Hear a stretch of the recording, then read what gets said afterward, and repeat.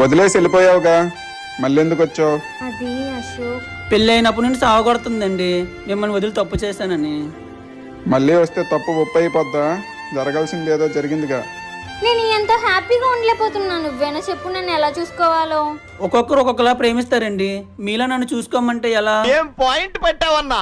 చీటికి మాటికి నాతో ఆర్గ్యూ చేస్తున్నాడు. నీలా మంచోడు కాదు.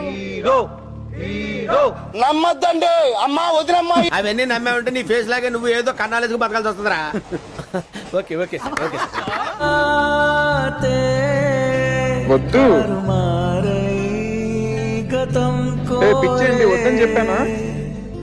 చూసావా ఎంత మంచోడో.